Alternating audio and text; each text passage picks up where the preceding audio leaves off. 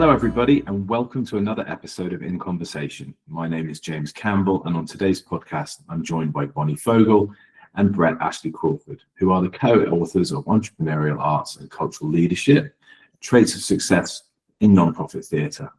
So in this episode, my guests and I, we're going to share real-world strategies for resilience, innovation, and leadership in the nonprofit arts sector. So really looking forward to this one. I've been waiting for it for a while. So without further ado, Brett, Bonnie, welcome to the podcast. It's wonderful to have you both, and I really appreciate you both giving us a bit of your time today. So welcome to In Conversation. Thanks, James. It's great to be here. Thank you. Well, let's start things off just with a bit more of an introduction. I'll come to you first, Brett, if you don't mind. But can you just tell us briefly kind of who you are, what your roles are, and then maybe what your sort of research interests would be? My name's Brett. I am the faculty chair of the Arts and Entertainment Industry Management programs at Carnegie Mellon, and I run the Arts Management and Technology Research Center there.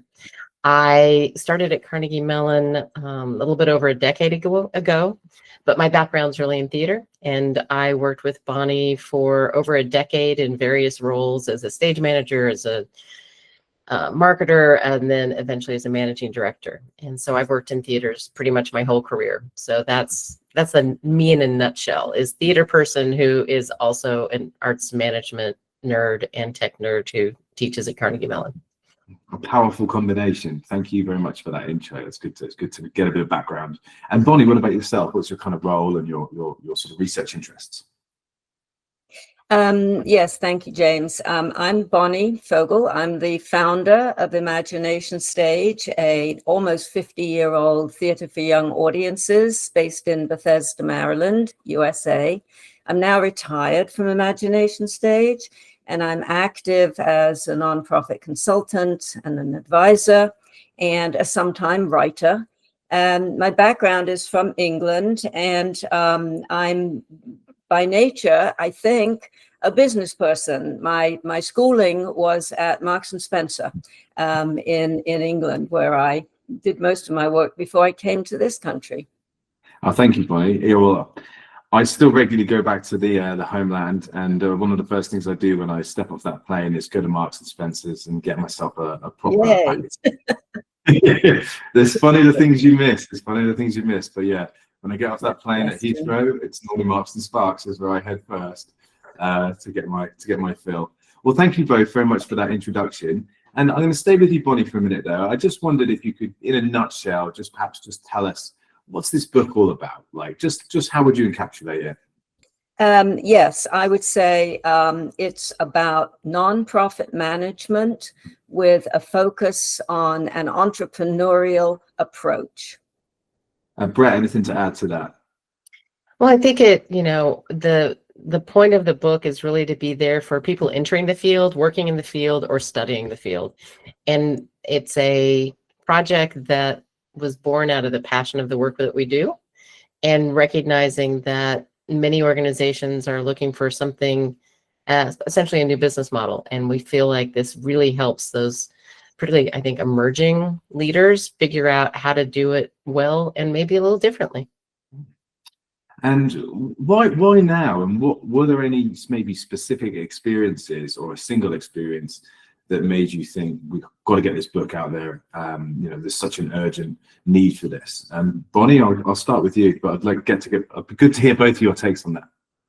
Sure. Well, why now for me was that I was coming into my retirement, and I'd been at Imagination Stage since the beginning. I was the founder, so that was about 43 years at the time. And I really wanted to write a book about my experience running the organization and to document the organization's history and accomplishments. But I wanted it to be a learning tool. I didn't just want it to be a sort of boring recitation of the years and dates and people that wouldn't have wider implications to people beyond the immediate family.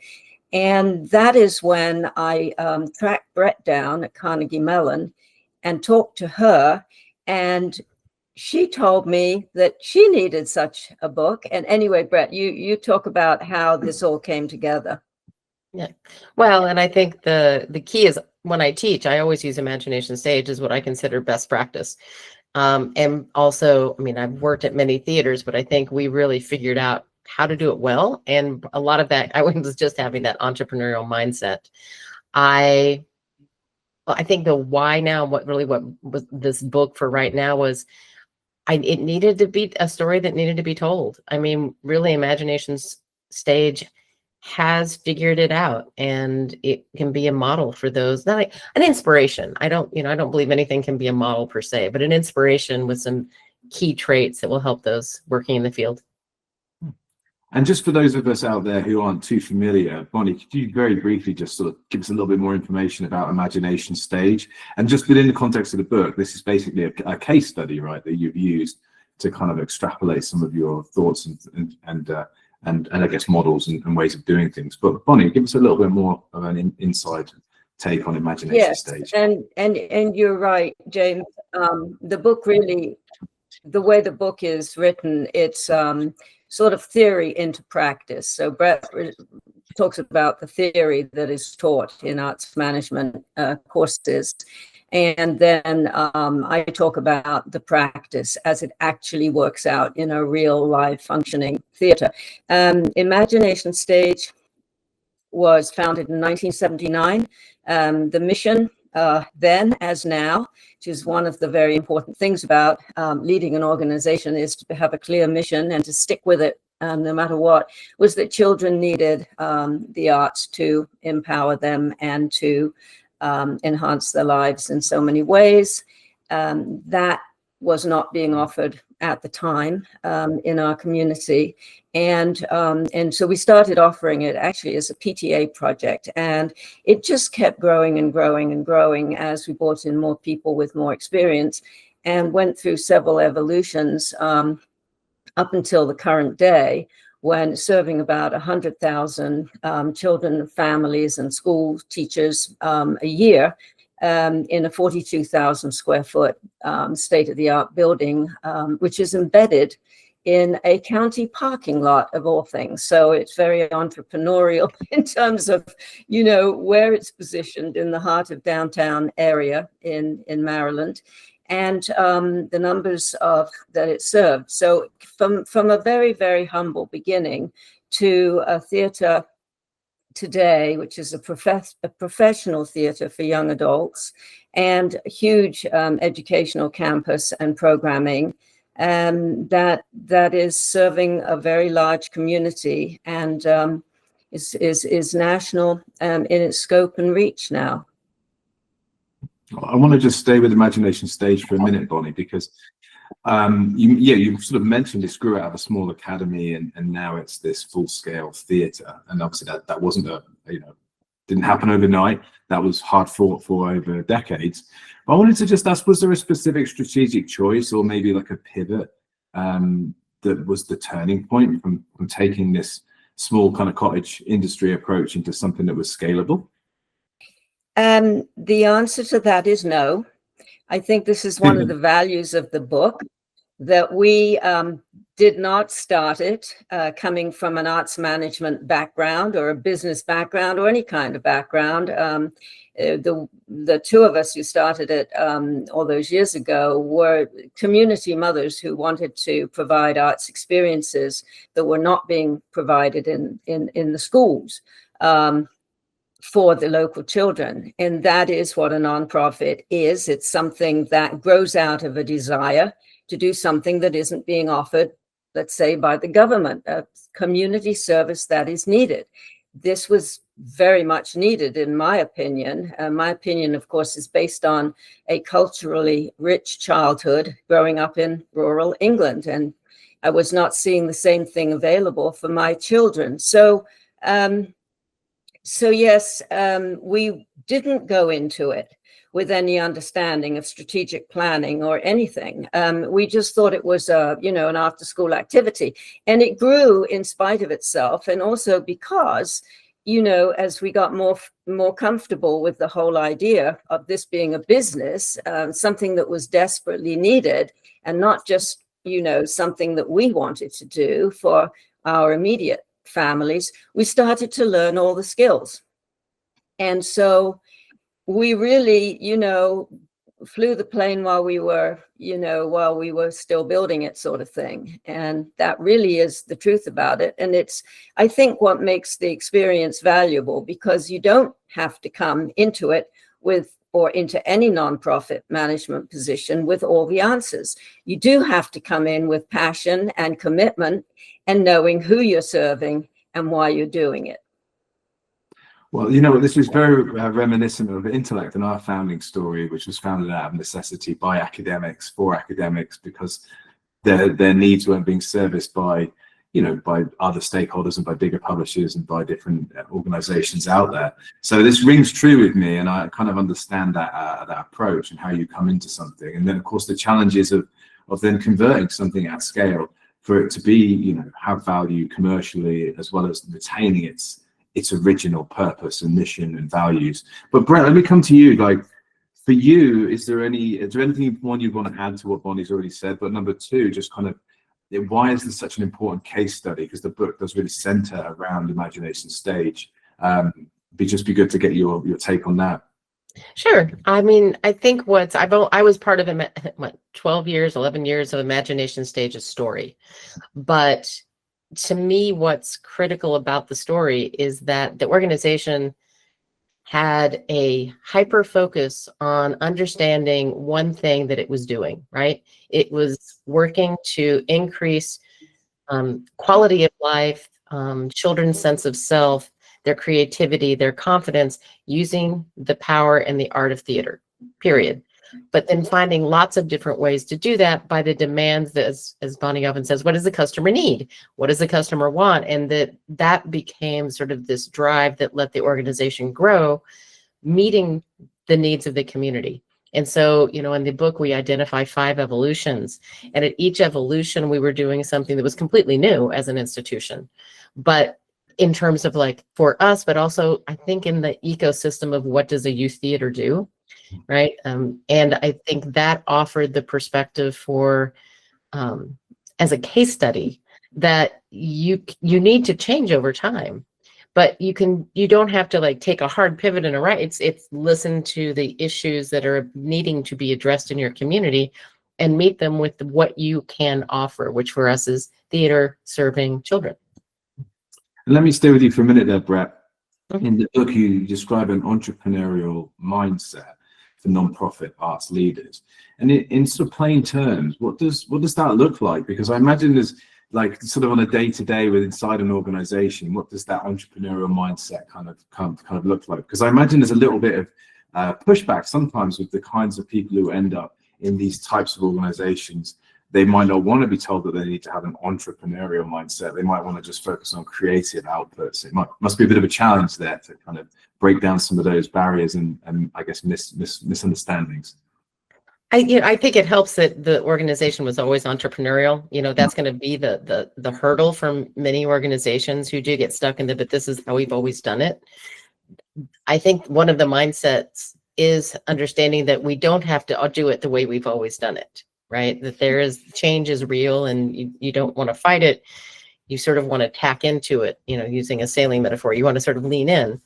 I think that, at least from my perspective, you get the right people on the bus, which is sort of a point of one of our chapters, that you need to bring people in who understand that it's a yes and culture, that you're not saying no immediately to something. If somebody brings up a new idea, you don't say, no, we've never done that.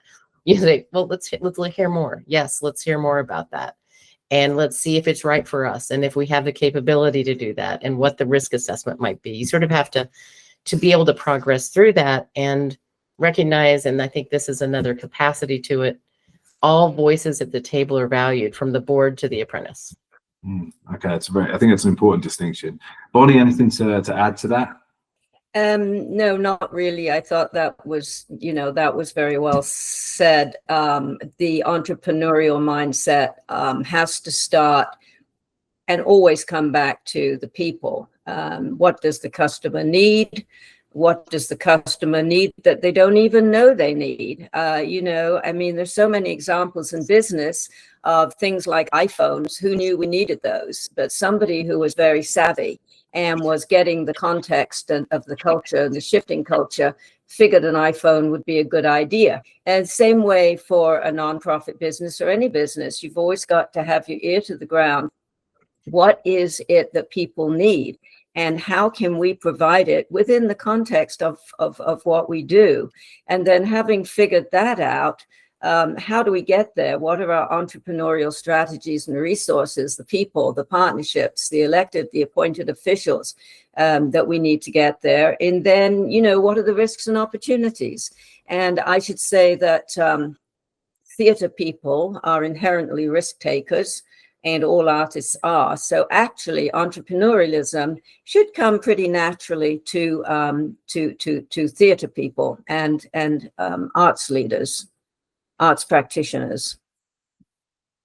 That's interesting you said that, because I did want to ask you, in your opinion, what sort of leadership and entrepreneurial habits are teachable, and which ones do you think are personality or like industry driven almost? But it sounds like you feel that theatre people and artists have the right faculties to be leaders and entrepreneurial experts. Does that sound about right to you, Bonnie? Yes, absolutely. Some leadership, we believe that leaders can be made, that they're not always born. You do need people with a passion and commitment to be a leader, and somebody with a vision for what they want to do. But the skills can be taught, and that is what the book says, right, Brett? It is. I think that, leaders, it's rare that a really strong leader is born without having some learning of skills along the way, right? And so ultimately we think that, cultivating these traits through webinars, through pursuing degrees in arts management, through going to webinars, doing the things that you can taking an apprenticeship where you're studying under people, can build those skills. Of course, not everybody needs to be a leader, right? And I think that's the balance of having who has that vision, as Bonnie was just saying. And Brett, with regards to, let's bring it back to the book a little bit. What tools or what ways of thinking does the book provide people that might tease out some of these issues, or allow people to help coach or recruit effectively? So the book really focuses, particularly at the end of every chapter, we have questions that you can consider if you're in an organization, or if you're more thinking about it and you're outside, maybe in an educational situation. So I call the emerged leader versus the emerging leader sort of perspectives. But the book sets it up into 6 traits to consider, sort of how to recognize the difference in business models of what we pulled out from an existing theory, blue oceans versus red oceans, and to manage to meet those, right? So you're cultivating that idea in the classroom or in the business. And then we really focus on, thinking of people as your strongest asset, right? And helping. And I think it's a value that exists in an organization, that definitely exists in imagination stage, but recognizing your board is an asset, your apprentices, the entire world of people are your assets. Therefore, you have to have the right people there who believe passionately about it. And I think part of how do you train to that?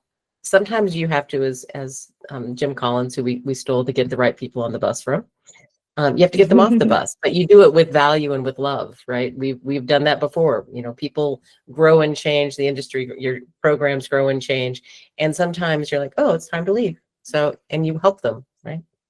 So I think those are the 2 big things. And, the people leans into the partnerships that help you take the risks. So I wanted to ask a little more of a specific question then of you, Bonnie, because you led Imagination Stage through major expansions and leadership transitions. So what governance or board practices mattered sort of most during those transitions? Is there any advice that made it into the book, or any experiences that you would like to sort of share with our listeners now? Well, the most important thing about a board, as with any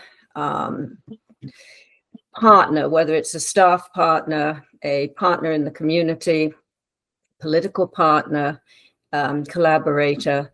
The board has to be seen as a very, very important part of the entrepreneurial's leadership team. And one of the things that I've noticed that I am upset about is how many nonprofits don't use their boards as they might, such that when you really need the full strength of the board is there and they understand you and they're right there with you every step of the way. Too many organizations think of board members as funders only, and they don't see them as the strategic resources that they can be. In order to have a board that is ready to jump in and help all the time, perhaps, but more importantly, when there's a pivot or a crisis or whatever it is that you need, you have to have a solid practice of fully engaging a board and a very strong governance model. That means that they are tried and true and really understand the organization, and they understand the programming, the culture, etc. But I would say, in direct answer to your question, that every single pivot that the organization has gone through has been, if not led, co-led by a board member.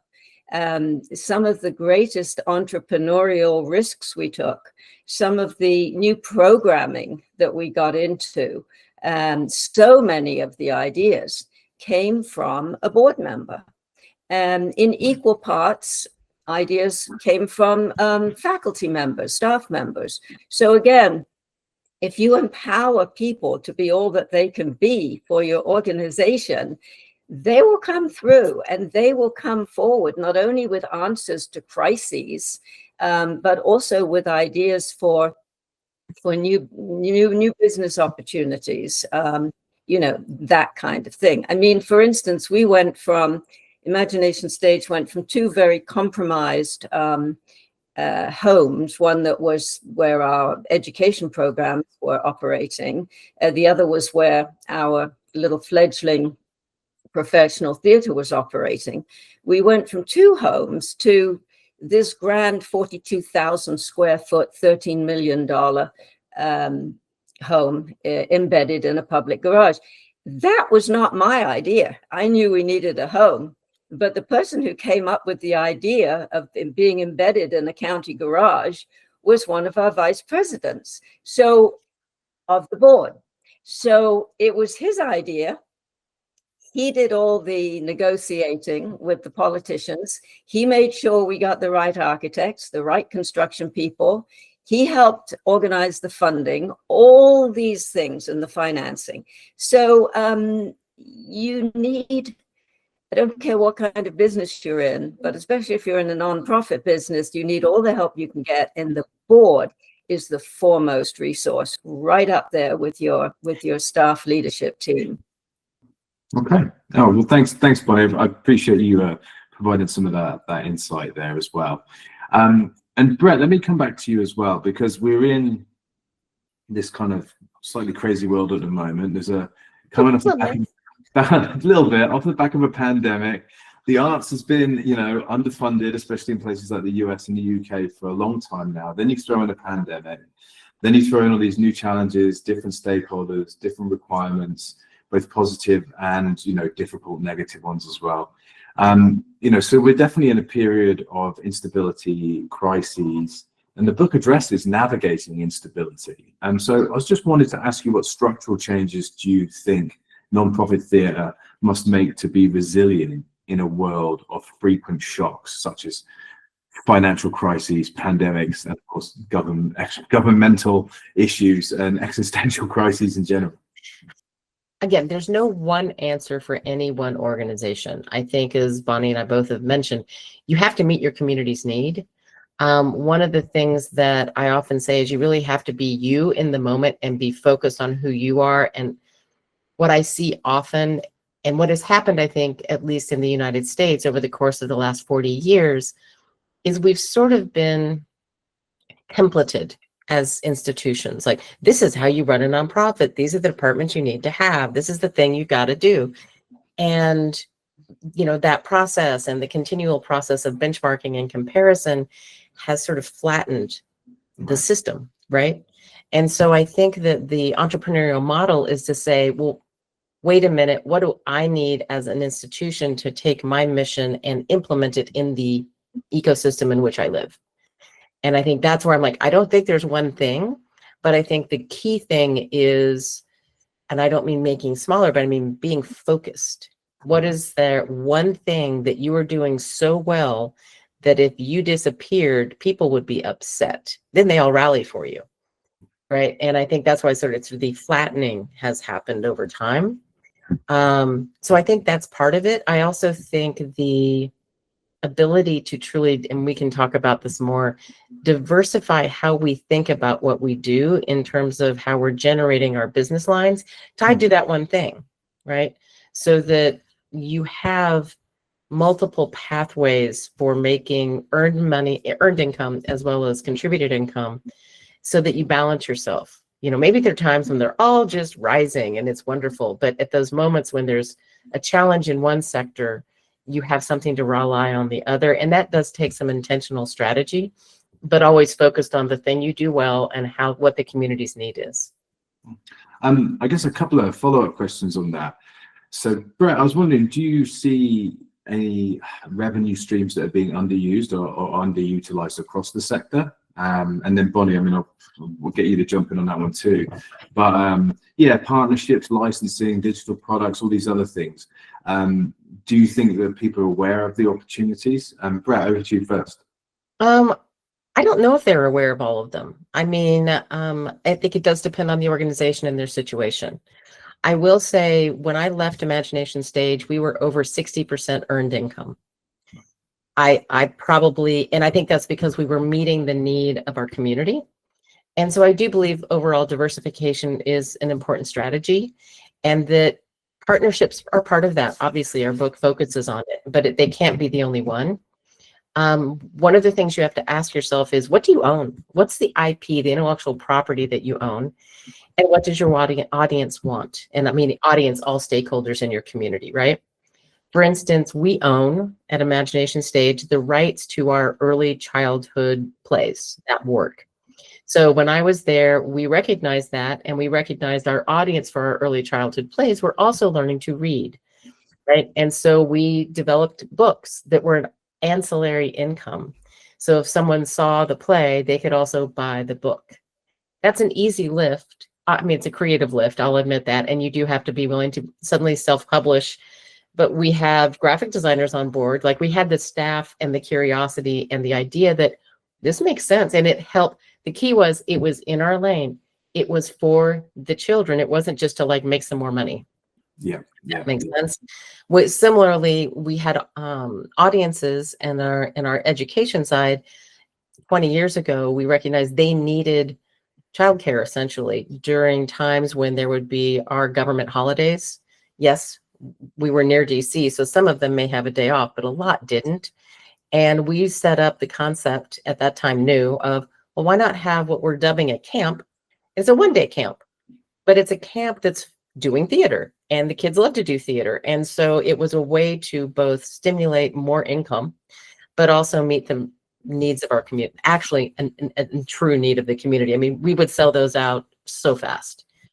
So I think that I know that seems very simple, but I think it really is saying, all right, if I have a play, do I need to tour it? Is it tourable? If I own the IP, could I franchise it? Do I need to do a standard copyright? Maybe I do something else with it. So I think that's taking a minute to say, what else can I do?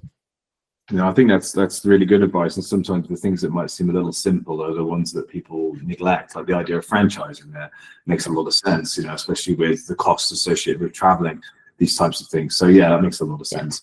Bonnie, any other things you'd want to add to that?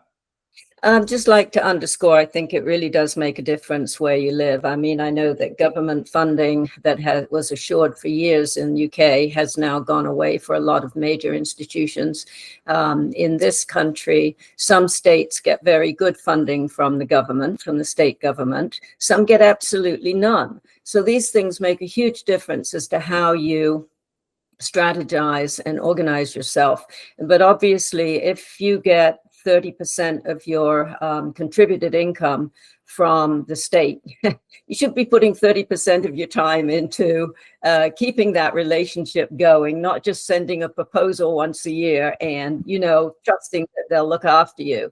And, you know, I think so many people forget that their major donors who are giving every year need to be looked after in exactly the same way as a new potential donor does. And our government donors in this country, certainly in our state, are so worthy of respect and engagement and keeping them up to date with what we're doing, because in times of emergencies, you may need to go for something special. You want people who already know who you are and respect your work. So again, back to Brett's point about 60% earned income. I'm a huge believer in earning your supper, not just singing for your supper.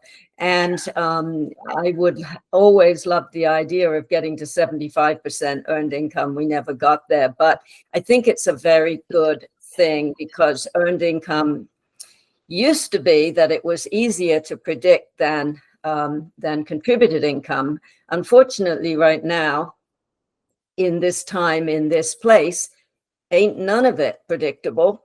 And we're fighting for all of it. But ideally, you have a solid basis of what you do, and then you have all the ways you do it. And if the funder doesn't want one to fund one of the ways you do it, then maybe you offer them, you know, from your menu of options. And that goes across all funders, and the same with earned income.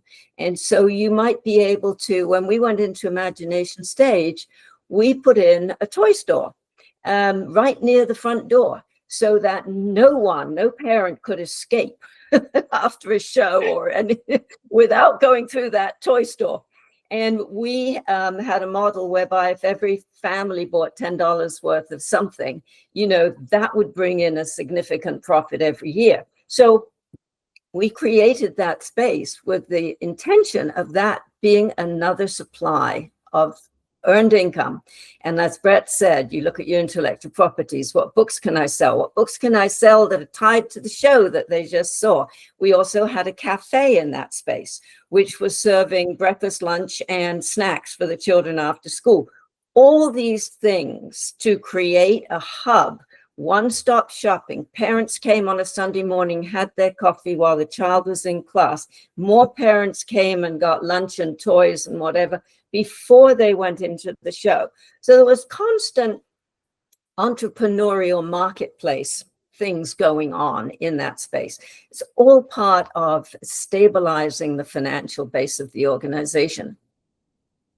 I think that's really good points there, and the exit through the gift shop tactic works in all these creative industries. I love the toy shop idea. Again, sounds simple. All the museums do it, right? Exactly. We know exactly. We should learn from not the competition, but we should learn, you know, from these other organizations that are successful, and not only successful, you know, but successfully adapting to the current market and the needs and the situations. And, you know, it'll lead me on to my next question about funders, actually. But, you know, some of us publishers, we struggle a bit to get some of these books into gallery spaces and into specialist bookshops these days, depending on the topic. And you are competing against more fridge magnets, more Angry Cat books, more calendars, more aprons and things of that nature, because all of these galleries, for example, have had to diversify. And we're not diversifying into, you know, fridge magnets quite yet, but it does give us pause, and we know that a number of the books each season, well, you know, they no longer have a space in that gallery retail environment, so we need to market them, fund them, approach them differently, and then we need to put all of our, you know, eggs into a couple of baskets when it comes to ensuring that certain books hit that demand within like the gallery sort of market and the specialist bookshop market. But we've had to adapt, as the demands of on these venues have had to adapt as well. But I wanted to ask a question about funders, and obviously funders, they all desire predictable outcomes. And the question was, how do you reconcile artistic risk, such as working with new playwrights or new work or innovating? And it just strikes me now that I think if you have like exits through the gift shop and you have the good coffee shop and all these other revenue streams, does that allow you to take more risk, or does that place more demands on you having diversified outputs that these funders then expect you to sell toys because it's the Nutcracker at Christmas versus something innovative? And so I'll go to Brett first, and then I'd love to get Bonnie's take on that as well. Do you feel that you can reconcile artistic risk by having these different innovative approaches?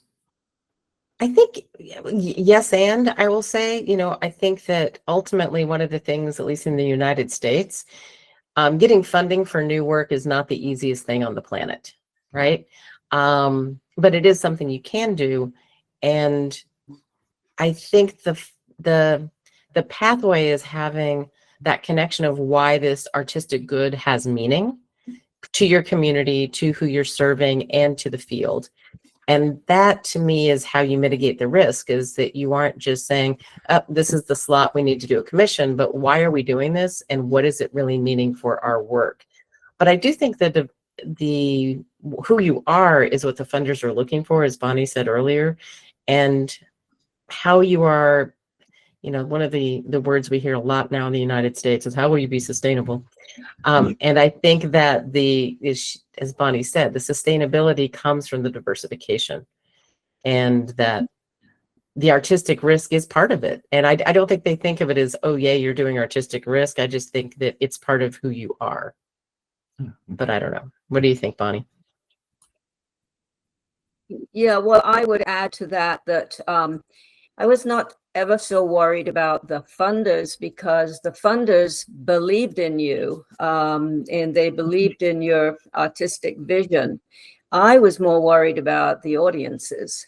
If you take an artistic risk that might be a little bit edgy, I don't know what word you want to use for it, but you take an artistic risk, and you're liable to turn off a percentage of your parents, who your ticket buyers. If you decide to do a play that is advertised for children age 8 and up, then you've probably taken 20% off your sales right there, because 20% or more of your audience members are children under the age of 8.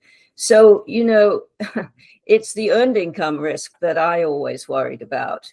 Right. So sometimes all the marketing in the world will not bring in the audience numbers if they just decide, they don't want to bring their 5-year-old to a play that is advertised for 8 and up, Brett, like, you've written quite a lot about technology, for example, and let's bring some of that to bear on this conversation as well.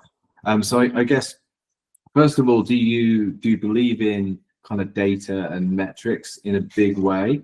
And we mentioned audience numbers. Bonnie's just mentioned audience numbers, and I know we have educational outcomes and things like that would be important, that could be measured. But do you find those tools useful, and do you think arts leaders and arts entrepreneurs should be using like metrics and things of that nature, or do you think that people can lose track of their artistic mission or integrity if you focus too much on those metrics? I do think if you focus too much on those metrics, you can lose some of your artistic piece. Number one, you should be measuring your mission, right? Wow. That's one of the key things. I always say, if you start a board meeting with your finance, you've turned yourself upside down. Yeah. Your point is your mission. But I believe every organization needs to be what I call data informed, not data driven, right? You're mission driven first and foremost. The point of the data is to inform your work. And so I give a couple of examples for this. when I was doing marketing and I was working in education classes, we realized in one semester that our second and third grade classes were not enrolling as they had in previous semesters. And so the question being, so there's data. Well, but the data wasn't like, oh, well, then we need to just stop. It was like, well, what's causing that? We see the data, we're informed by it. Why is that? And so we pulled up the school system data and looked at how many, they predict how many kids are going to be in their classes.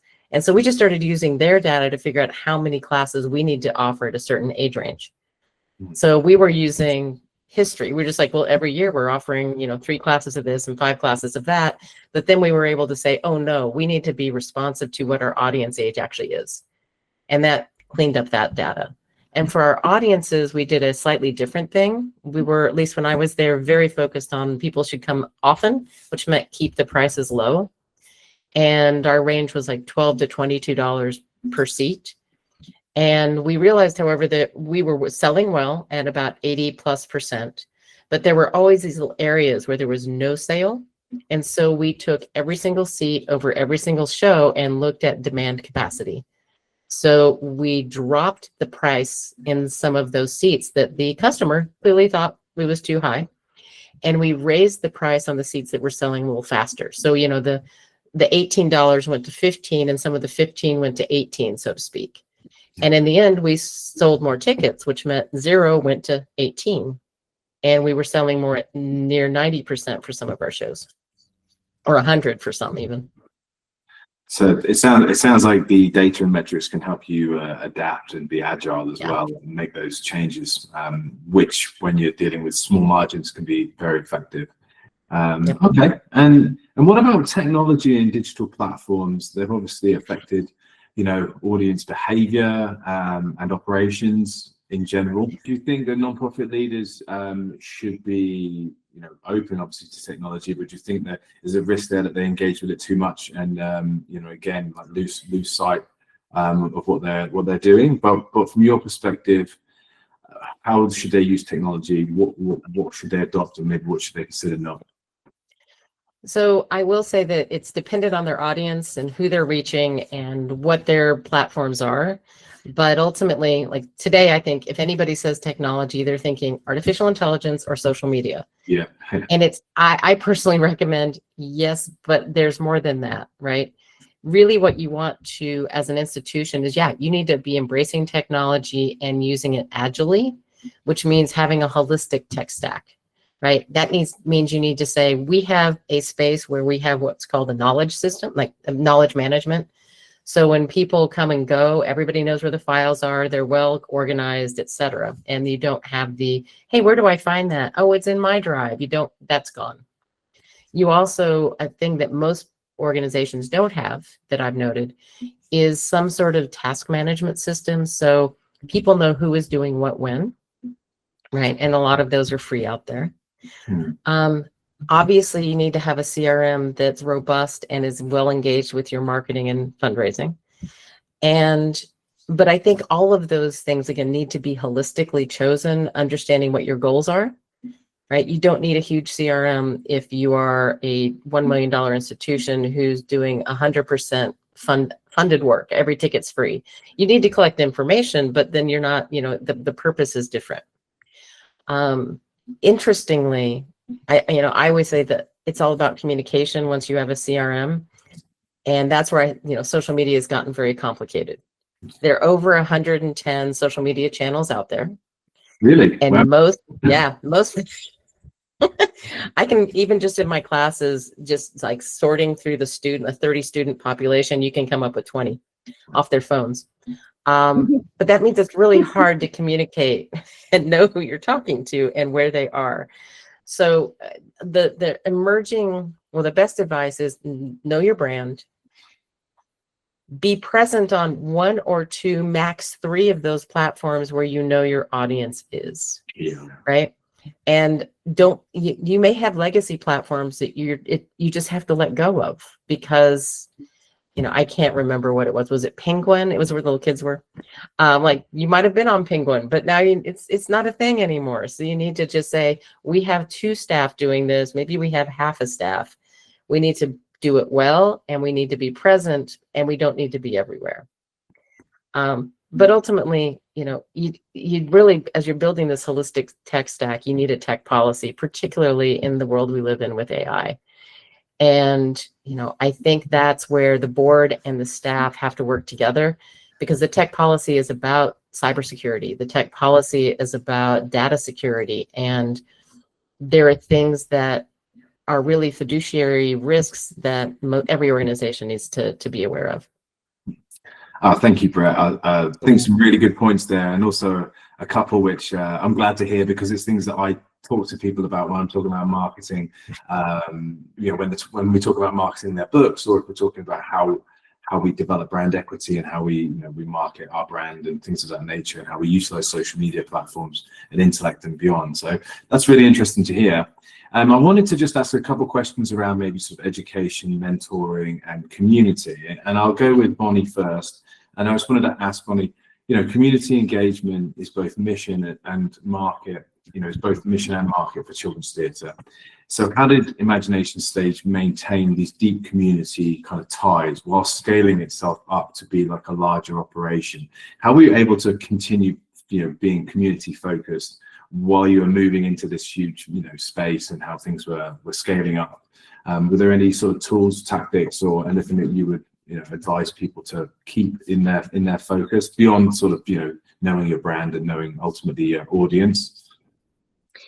I don't think so, really. I think that in our case, it was one and the same, because it's true that we were expanding all the time, but we were also at the same time serving the community. So it wasn't as if it was either or.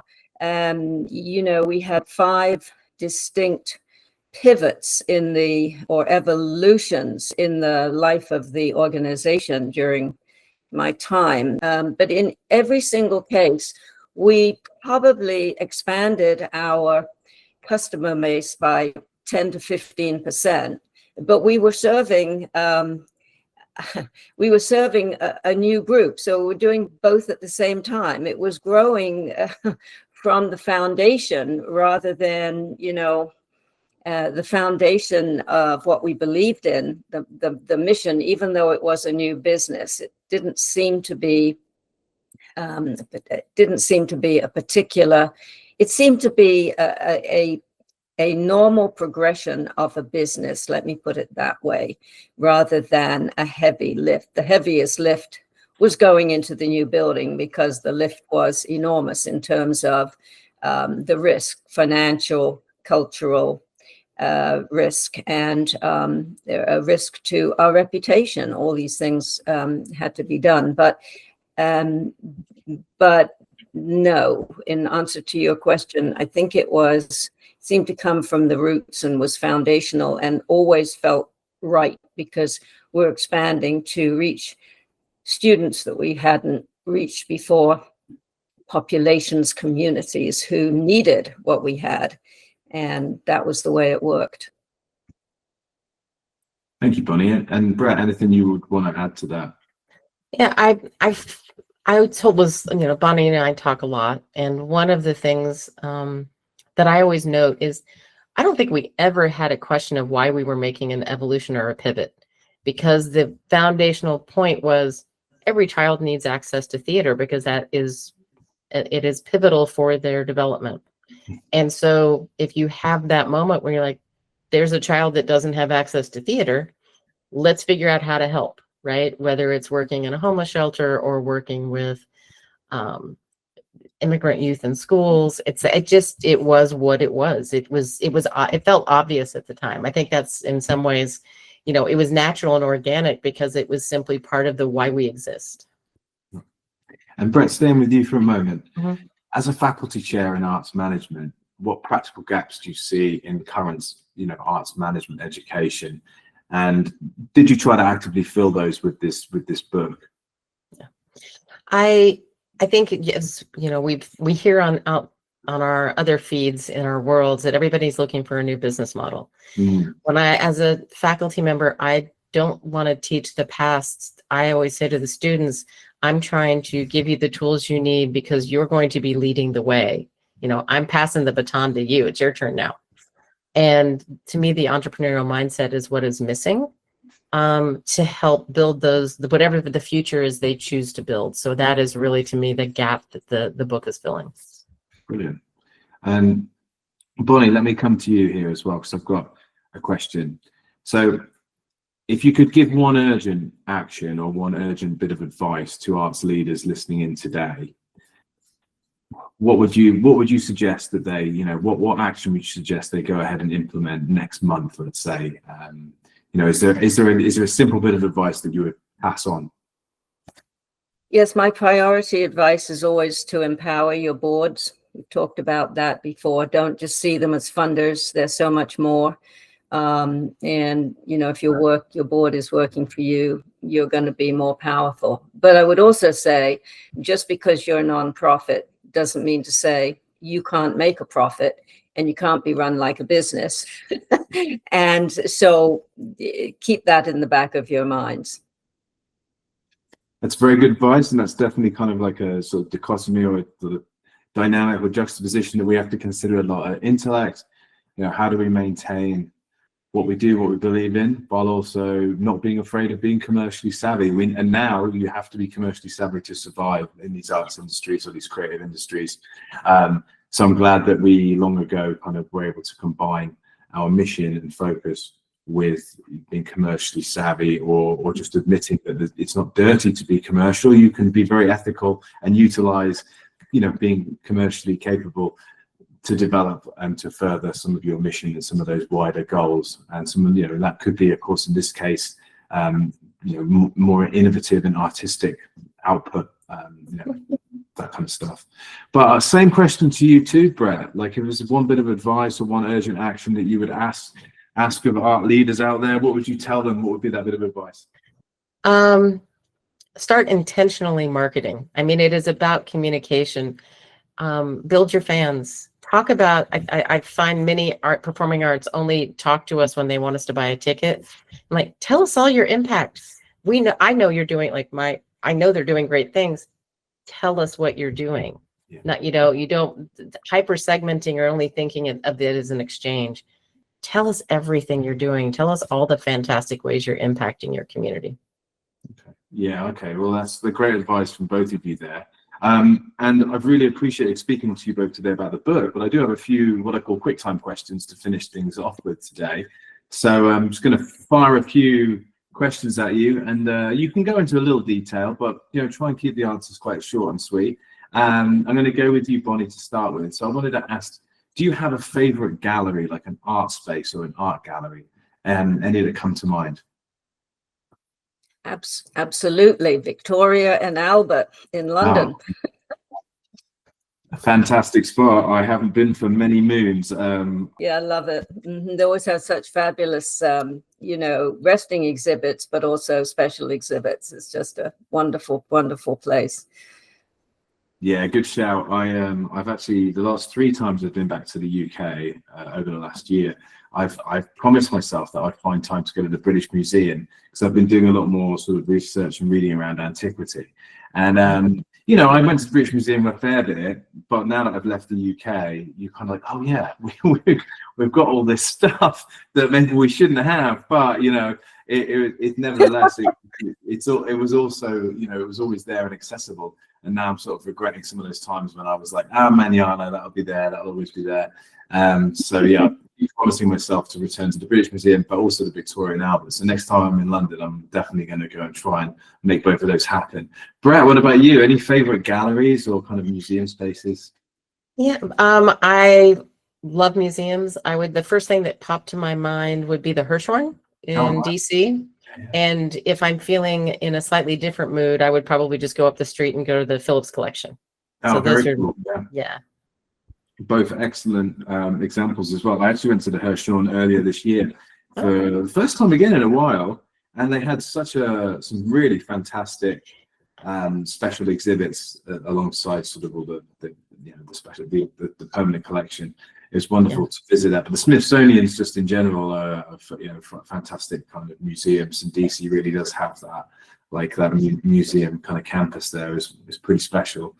Okay. And what about music, Bonnie? Do you have a favorite album?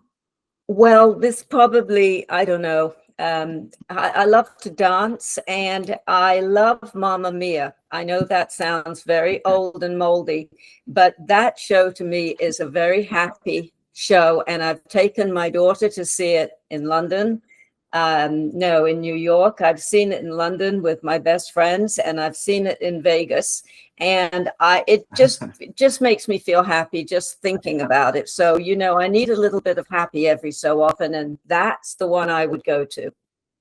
Oh, that's a great shout. I think actually there'll be plenty of our listeners who will agree with you on that one. And I don't think it's old or moldy, that one. I think that's definitely something that many people find inspiring to this day. And what about you, Brett? Any favorite albums? So yeah, I would say it depends on my mood, but I would say if you went to my phone and you said, what did I listen to the most? My phone would tell me I listened to Sarah Bareilles the most. Okay. And that leans into probably The Waitress, because again, I'm a theater person, so it's musical and she's brilliant. So. Well, okay, that's good. Interesting. I know it's something I haven't really listened to, so I'm going to go and have to check that out. But with all this listening and all this walking around galleries, it does, create an appetite. So, Bonnie, what's your favorite cuisine? My favorite cuisine where I live right now is Spanish. Yes, definitely. I have a favorite neighborhood restaurant that is Spanish fare, and it's my favorite place to go, my comfort restaurant. No, brilliant. And what about yourself, Brett? Definitely Thai food. We have a couple of great Thai places here in Pittsburgh, but I'm also vegan. So, I'm looking more for the tofu side of things, but definitely, yeah. Yeah, well, if you're gonna be hitting up the tofu, I think the Asians that's where you've got to go, right? I think that Pan-Asian cuisine really knows how to deal with that tofu. So Thai, okay. And what about cities? Like, are you, first of all, do you consider yourself more of a city person or a country mouse, as it were, Bonnie? And do you have a favorite city? I'm definitely a country mouse. My favorite thing to do in England is to get down into the southwest and walk down some muddy lanes with a couple of dogs. But my favorite city in UK is London. I worked in London for many years. I love it. And in the US, I'm not sure if it's a city, it might be a town, but Santa Fe is my go-to place in this country. Okay, well, you two southwest spots. I'm basically raised in Devon, so I understand those muddy lanes. And then we're down here in Tucson. Santa Fe is not too far away. Although Tucson, to be honest, is a bit more of a rugged and real version of Santa Fe in many respects, anyway, because we have that same kind of art scene, but it's obviously a bit of a bigger city, and it's got a bit more, agriculture and various other industries around here. But it does have that same kind of slightly hippie art aesthetic that Santa Fe does. Cool. Okay. And what about you, Brett? I think Bonnie and I are very similar in the fact we're both country mice. Right. But so my European city of choice would be Lecco, Italy. It's a very small city with great paths and hiking and water. Yeah.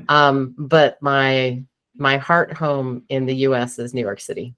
Okay. That was my first where I spent my early career and is always my place that I consider home.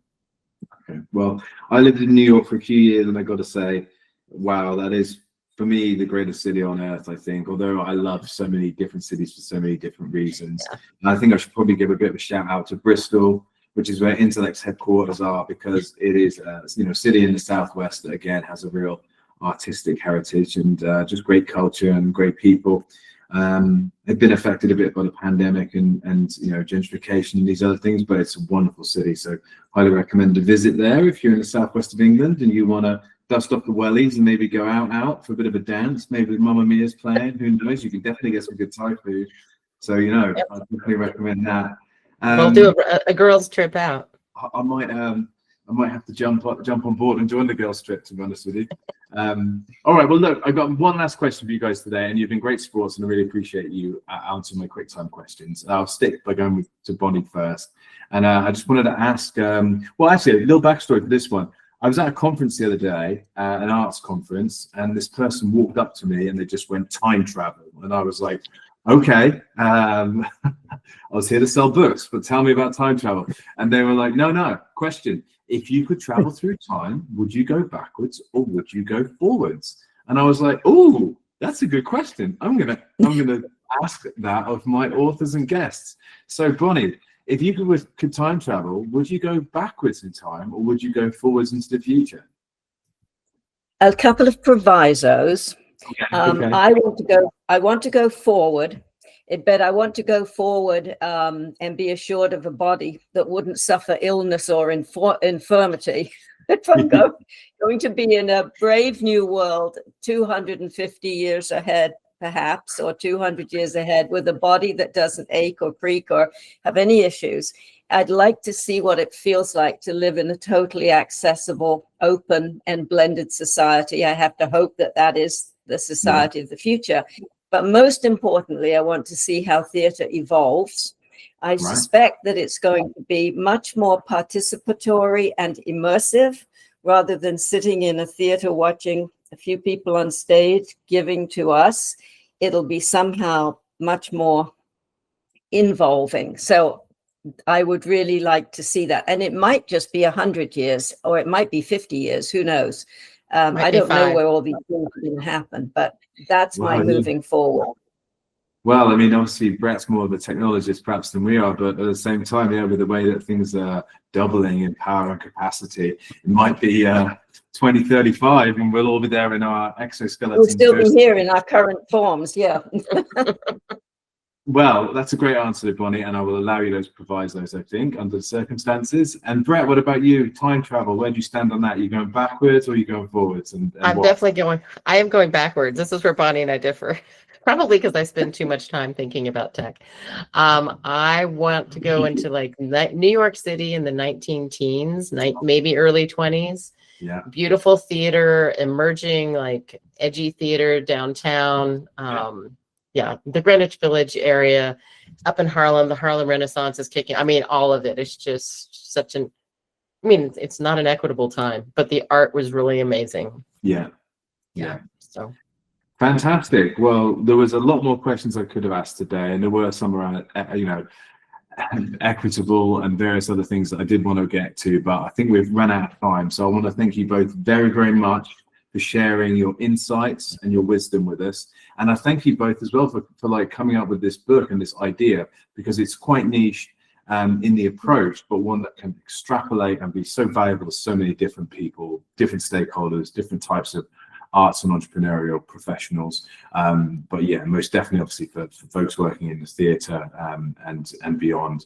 But yeah, thank you both very much for your time today. It's been wonderful hosting you here on In Conversation. Any final thoughts from you, Bonnie?